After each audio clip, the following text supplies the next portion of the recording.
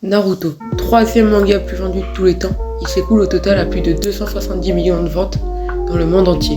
Mais derrière ce succès, ne se cacherait-il pas un état totalitaire? C'est ce que nous allons voir aujourd'hui.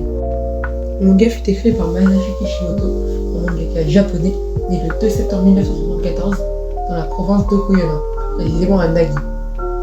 Il écrit Naruto en 1999 et le fait publier par la Shueisha, plus précisément dans le Shonen Jump. C'est un magazine hebdomadaire créé pendant la Seconde Guerre mondiale. Dans le manga Naruto, il raconte l'histoire de Naruto Uzumaki, un orphelin vivant au village de Konoha, cherchant à devenir Hokage, car depuis sa plus tendre enfance, il est rejeté par les autres villageois, car il possède en lui un démon Ronin.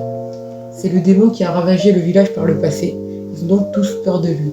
Pour lui, devenir Hokage, c'est un moyen de gagner la confiance des villageois et de se faire accepter. Mais il y a un problème à ça. L'Hokage est censé être la personne la plus forte du village, mais aussi quelqu'un d'intelligent.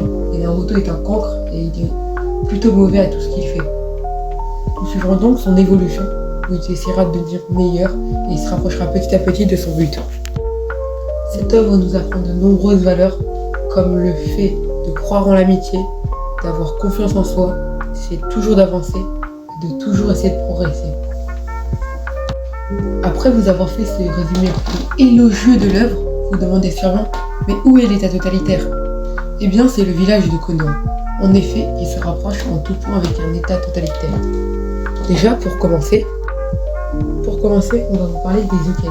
Les Hokage sont des chefs de village, sont les personnes les plus fortes de ce village aussi. Ils possèdent tous les pouvoirs dans ce village, comme par exemple le pouvoir de prendre des décisions, le pouvoir exécutif, le pouvoir militaire et le pouvoir législatif.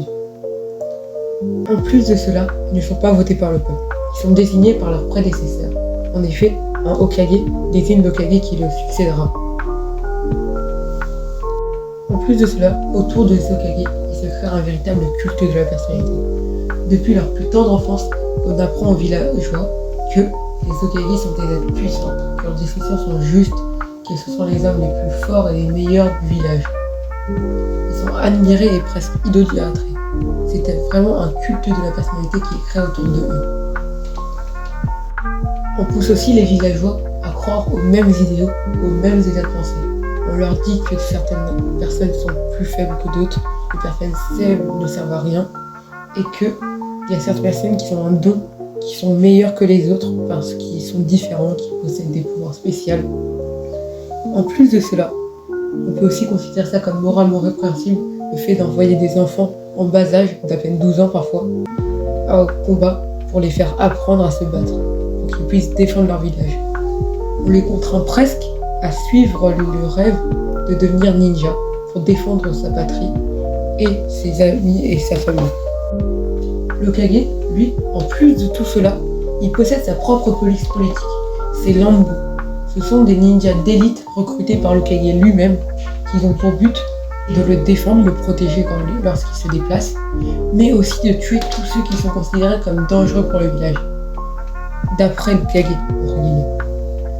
Mais on peut parfois considérer ça comme étant injuste, comme par exemple le massacre du clan Uchiwa.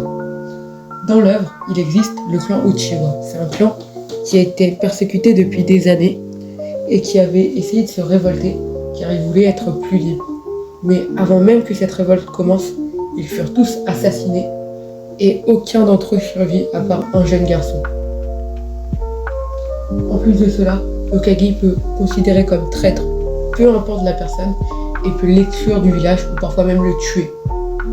Il peut aussi libérer certaines personnes s'il considère que leurs actes ne sont pas des crimes. Après vous avoir dit cela, vous direz sûrement que Naruto est une œuvre mauvaise, qui propage de mauvaises valeurs, des états totalitaires et autres.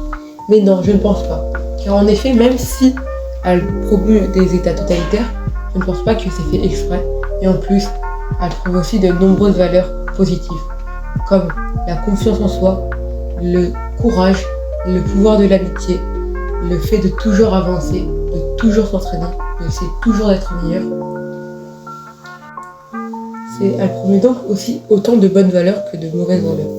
En plus de cela, je ne pense pas que c'est fait exprès.